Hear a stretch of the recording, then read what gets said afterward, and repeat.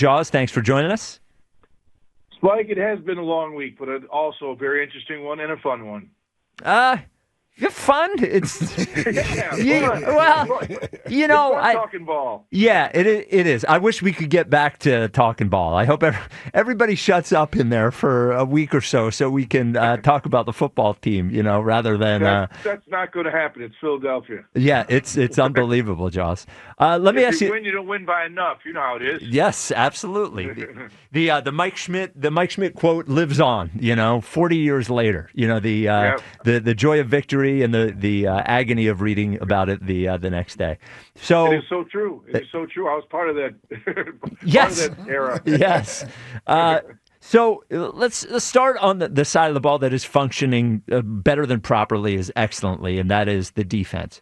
If I were to ask you, as this defense has evolved, I asked this to Baldy yesterday, which addition do you think has meant more to the Eagles over the last few weeks? Would you say Jaelan Phillips or Nakobe Dean? I know and Kobe Dean can do, and we've seen him do it historically. I did not know what Jaelan Phillips was going to be able to do. So I would say he has impressed me the most and been the player with the biggest impact so far on the defense. Yeah, them putting pressure on the quarterback like this, we really only saw toward the end of the season last year. They were a defense that sort of thrived with their coverage rather than getting to the quarterback. But I can't remember seeing an Eagles team get after the quarterback the way they have the last couple of weeks. Yeah, and you have to give Vic Fangio an incredible amount of credit. An incredible amount. I mean, what he's done with the defense starting a year ago, losing a lot of quality players coming into this season, now replace those players with quality players, and the defense is still evolving. We're not near what this defense is going to be. And I think, I made a comment. I thought, Campbell was playing better than Kobe Dean until Kobe Dean got in there starting and started playing. I realized, wow, Campbell was playing really good, and Kobe Dean's playing even better. So that's a good problem. That's a real good problem. Yep. Now you can move Campbell to the outside. You can put that edge rusher. So you got a wealth of edge rushers, which is today's NFL game. If anyone watched that game last night, you see the significance of edge rushers and defensive linemen, collapsing up the middle. The game is changing. It always changes year to year, sometimes week to week. But I think this defense right now is really, really going to continue to get better as the season wears on. And you mentioned, just real quick, that like a good problem to have, both those guys are free agents after this year. We're talking about Nakobe Dean and Jaelan Phillips. If Jaelan Phillips ends up staying healthy throughout the year, which has been his issue in the past, those are those are two guys that when we were looking forward and thinking about all the guys they have to pay on defense, those are two guys I had not considered, a month ago. And Nakobe Dean's looked so good, and Jaelan Phillips has looked so good. You almost can't even imagine the team without him next year. Yeah, look what happened last year. No one expected Zach Bond to turn out to be damn near the league MVP on defense, a defensive player of the year, and they got him signed quickly. But Howie always seems to find a way to spend Jeffrey's money, and we like that about him. Yep. Jaws, if you're going up against this defense Sunday night, and let's say I throw Quignon on CeeDee Lamb, how are you attacking this defense? You're going at I'm trying to, I guess the question I'm asking is, how do the Eagles sort of defend this Cowboys wide receiving core? Yeah, it is a tough challenge. They have got outstanding wide receivers. There is no doubt about it. And Prescott's playing about as well as any quarterback in the league right now. Their offensive line is much improved. They only, they got a strong tight end as well, besides two tremendous wide receivers. So, I'm kind of forecasting the way Vic normally likes to play. He's not a heavy blitz percentage guy. He's normally around 20%. And then earlier in the season, it was higher than that because I think he was trying to manufacture pressure because he didn't know he had the edge rushers that could pressure the quarterback. So I think it'll be a kind of a scheme based on coverage, not a blitzing scheme, but based on coverage, because this secondary is getting better and better every week. Cornerback number 2 has been playing better no matter who it is right now. So I think the defense as a whole is playing better. But I think it'll be a very conservative approach and let the 4 down linemen come with pressure. Yeah. And the Dallas offense has been really good this year.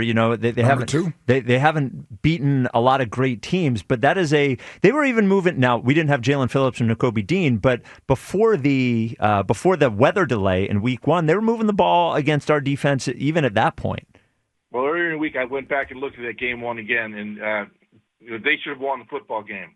I hate to say that, but C.D. Lamb, dropped 3 passes. We would have been behind in that game. So we won the game, but they had a numerous opportunities to win that game. So they're better on offense. I think their offensive line is getting better, and I think their defensive line with the addition of Kenny Clark and Quinton Williams have really helped. And they had 5 players that didn't start in that opening day game, so it's a little bit of a different Dallas Cowboy team. And I look at it this way too. This is their Super Bowl, guys. This is the Dallas Cowboys Super Bowl. They have to win this game, period. And I kind of got the feeling at the Washington game last week against the Raiders, seeing all the aftermath of the Marshawn Nealon,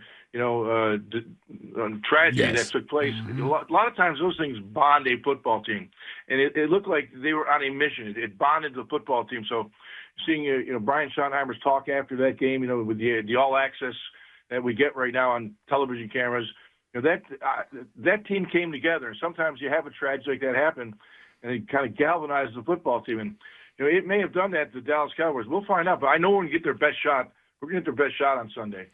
Have you seen anything, or what have you seen offensively from us that we can sort of attack or exploit with this Dallas Cowboy defense? They got personnel now. They're getting guys back. And I know that was the Raiders they played last week, but they do have good players over there now. And I'm just wondering how we go about attacking that Cowboys defense. I think it's a really good question because I've been looking at kind of a bigger picture with the offense rather than maybe zeroing in on what they're going to do against Dallas. And when I watched this offense after last week's game, I thought last week's game was the perfect game where we could come out of our funk on offense. Because when you play Detroit, they play almost 60% man-to-man coverage. They don't disguise a whole lot. They line up and play man-to-man. You got him, you got him, you got him. So there wasn't a confusing style of defense. And I thought it would be the game when you play a lot of man, what presents problems for a defense are formation variation, motions, picks, rubs, clusters, all those things that cause confusion for a defense. We didn't do that. And it bothered me. We did not do that. We did not give them the looks that I thought would give, the kind of trouble you would give a Lions man-to-man scheme defense. So it kind of, as I thought it through, I kind of think here's how this coaching staff seems to be approaching this season. We have better players, and we're going to line up and play. And there's nothing wrong with that. If you've got better players, you can just go, hey, we're going toe-to-toe, man-to-man, and we're going to find a way to complete passes against you. We didn't do that. Now, we stayed with the way we normally do things. We don't use a lot of motion. We don't use a lot of clusters. We don't use a lot of picks and rubs and all those things that cause problems for defense by making them make mistakes. So, I think we need to change some things. I've always been a big fan of the design of the offense, but I got a little bit concerned. I thought it's a little bit stale, a little bit stagnant right now. They've got to change how they approach playing offense. Our players are not playing as good as they played last year, to me, plain and simple. So, we were listening to something that Greg Cosell was saying. I'm sure you know Greg and respect him a lot. And he we worked with him for 20 years. Yeah. So just he was saying some of the things that, in a different way that you were saying. He said, I'm watching these things, and I know that Nick knows, how to do these things, but they're choosing not to. And he said he just he doesn't understand why. He's just confused as to why. So when you think about the why do you think they're choosing to do that? Yeah, I did, and I thought about the why very deeply, and it'll go back to conversations I've had in the past with Peyton Manning, who I guess we would all consider, one of the greatest quarterbacks of all time. And I had numerous conversations about Peyton because Peyton did not like motion. He did not like clusters. He did not like bunches. He just wanted to see where his players were lining up. He always lined up with, Marvin Harrison to the right and Reggie Wayne to the left and, whoever was in the backfield. They lined up in one position. He liked a static offensive look. You know why? That he did not want to know what the defense should change. If you go in motion, the defense changes on the fly. Peyton did not like that. He liked to have static wide receivers, static backs, very little motion, very little to cluster, and see who's on who and who's he going to attack. So that's how he likes. So I'm not going to say what the Eagles did was right or wrong. I'm going to say there's different ways to approach it. I didn't always agree with what Peyton did. I think he would have done some things better if he had used more motion, if he had used more clusters, if he had used more picks and screens. But he didn't like it. So who's going to argue with Peyton Manning? And so I kind of get the feeling after I thought through it that Well, with Jaelan right now, maybe that's the way that we're running our offense. Because Jaelan probably likes guys in a static position, doesn't like the defense to change because of motion. That's kind of the thought that came to my mind. Well, the big difference there, and Jaelan does some things great and other things not as great, is that Peyton Manning was an incredible quarterback in throwing the ball exactly when he should throw it to the exact spot he should throw it. And I don't, Jaelan has his pluses and minuses, and he just isn't. He's not the thrower Peyton Manning is. Well, very few people are, but yeah. Every player has strengths and weaknesses, and it's up to the coaching staff to play to the strengths of that player. Do not put him in a position where he can fail. And we've had this discussion on talk with you guys many times. You get the option on Friday when you sit in that quarterback meeting with the offensive coordinator, with the head coach. I don't know who's in that meeting in Philadelphia, but these are places where I've been and I know how other teams operate. You sit there and you put that game plan together and you say, Jaelan, what do you like on our first 3rd and 7 to 10? Tell me what you like. So you're going to, if he doesn't like the play, throw it out. And it happens with the backup quarterback and the third-string quarterback. They all have input. So the coaches know if there's a play you like, that's going to stay in the game plan. If there's a play you don't like, it's going to go from 1 to 8. And maybe the 8th choice is going to the game. So the quarterback always has the option to kill a play if he's not comfortable with it. All right, Jaws. Well, before the Green Bay game, you said you thought the Eagles would run the table. They have won both of those games so far. I'll ask for your prediction on Sunday. I assume you're sticking by it, but what do you see as a final for Sunday? Spike, I'm on this bandwagon. I think his defense is going to be phenomenal. The offense just has to be good enough, and I think there's a chance to be a lot better than they are, but they just need to be good enough.